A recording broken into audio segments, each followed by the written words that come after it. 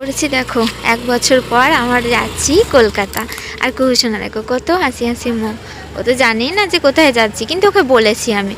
আর আমরা গাড়ি নিয়ে যাচ্ছি, গাড়িটা রাখবো একটা জায়গায়, সেখানে আমরা বাসে উঠবো। তো চলো যেতে যেতে যতটা পারবো আমরা শেয়ার করবো, অবশ্যই কিন্তু পুরো ভিডিওটার সঙ্গে দেখো। যে পথে আমরা হাঁটছি সেই পথটা কিন্তু এতটা সহজ সরল নয়। তো পুলটা পার হওয়ার আগে যখন গাড়ি থেকে নামলাম, দেখলাম মেয়ের একটা পায়ে জুতো নেই। তো কুহুসোনা তো আর বলতে পারে না, আর এমনিতেও ও ঘুমাচ্ছিল, কখন জুতোটা পড়ে গেছে, মানে একটা পায়েরই জুতোটা পড়ে গেছিলো। তারপর তো জুতো তো মেয়ের জন্য কিনতেই হবে, তো দোকানে ঢুকলাম। আর যা তা জুতো কিনলে কিন্তু হবে না, কুহুসোনার পায়ে মানে বুঝে সুঝে ওর জন্য জুতো কিনতে হবে। যা তা কিনে নিলে কিন্তু হবে না, কারণ ওর চলাফেরার একটু অসুবিধা আছে। আর জুতো বাঁধা খোলা এরকমও একটা অসুবিধা তো থাকেই। তো যাই হোক, জুতোটা কেনা হলো, তারপর আমরা বাসে উঠলাম। আর দুটো বাস চেঞ্জ করে যেতে হবে। তো মেয়ের মুখে হাসি দেখো, কুহুসোনা কিন্তু এমনিতেই গাড়িতে চড়তে না খুব ভালোবাসে। আর গাড়িতে উঠলে ওর ঘুমও এসে যায়। তো যাই হোক, পুরো রাস্তাটাই কিন্তু ও ঘুমিয়ে ঘুমিয়ে গিয়েছিল।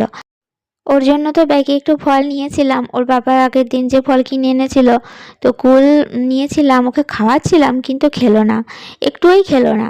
তো যাই হোক, আর অন্য কিছু আর খায়নি, যেহেতু খেতে চাইছে না, তো বুঝে নিলাম যে ওর খিদে নেই। কোথায় যাচ্ছি, কেন যাচ্ছি, এখনও তো শেয়ার করলাম না তোমাদের সাথে। তো অবশ্যই তো জানাবো। হঠাৎ করে যখন এসেছি, দেখো এটা ভিক্টোরিয়া, পাশ দিয়ে যাচ্ছি। আর আমার বোন আসবে আমাদেরকে নিতে, ওর রুমেই গিয়ে থাকবো। আর বোনের জন্য এখানে আমরা দাঁড়িয়ে অপেক্ষা করছি। এই জায়গাটা পার্ক সার্কাস 4 নম্বর। তো আমি কিন্তু মুখস্থ করে রেখেছি, তবে কিন্তু তোমাদেরকে ভিডিওতে বলছি, আমি অত কিছু জানি না কোন জায়গার কি নাম। আর একটা বছর ছিলাম কলকাতায়, তবে অনেকটাই শিখে গেছি, যেমন রাস্তা পার হওয়া, মেয়েকে নিয়ে সাবধানে গাড়িতে ওঠা, হ্যাঁ অনেক কিছুই আমি শিখে গিয়েছিলাম। আর বোনকে বলেছিলাম যে তোকে রান্না করতে হবে না, বাইরে থেকে খাবার নিয়ে নেব, সবাই একসাথে খাবো। তাই দেখো নিয়ে নিয়েছে বিরিয়ানি। এখন তো 4টে বাজেনি, এখন 4টে বাজতে 5 মিনিট বাকি। দেখো বোনের রুমে চলে এসেছি। আর এই জায়গাটার নাম, ছোট নাম কি, পিকনিক গার্ডেন। তো খাওয়া দাওয়া করছি, হয়ে গেছে খাওয়া দাওয়া। এ দেখো কুহুসোনার খাওয়া হয়ে গেছে, ওর বাবারও খাওয়া গেছে, আমার বোনেরও খাওয়া হয়ে গেছে। আমি বসে বসে এখন মানে খাচ্ছি, হয়েই গেছে। আর যে জন্য এসেছি অবশ্যই তোমাদের সাথে শেয়ার করব বাকিটা।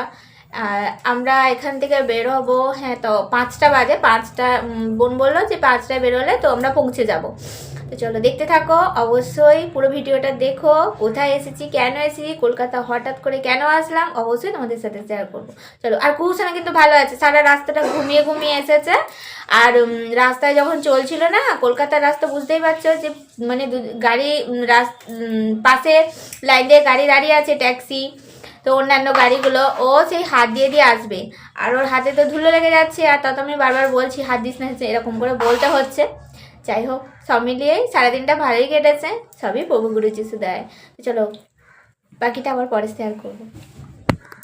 দেখো আমরা রেডি হয়ে নিচ্ছি, আর কুহুসোনা এখন জুতোটা পরতে বাকি আছে। তো জুতোটা ওর বাবা পরিয়ে দিচ্ছে, আর আমরা তো এদিকে রেডি হয়ে নিয়েছি। এখন আমরা যাব কসবা। তো দেখো বেরিয়ে পড়েছি।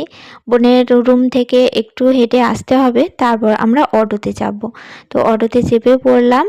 আর অ্যাক্রোপলিস মল আছে, ওখান মানে ওর পাশ দিয়ে আমরা যাব, আমি ওই নামটাই মনে রেখেছি। তো কোথায় যাচ্ছি দেখো, বলতে বলতে চলে এসেছি সেই ইমানুয়েল চার্চ। তো এটা তোমাদের স্যারের বাড়ি। আর মেয়েকে তো এখানেই আমরা ট্রিটমেন্ট করাতে আসতাম, কিন্তু আজ এসেছি আনন্দে, আমার প্রভুকে পেয়েছি। তো এটা যে চার্চ একটা, আমি তো জানতামই না আগে, কিন্তু এতগুলো দিন পর আবার ছুটে এসেছি, আমি আনন্দের সহিতই এসেছি।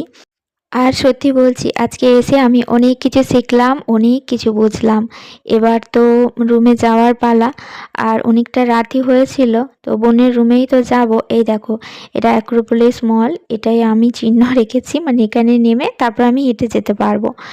আমার অনেক দিনের ইচ্ছে ছিল রবিবারের সন্ধ্যায় এই চার্চে আসার।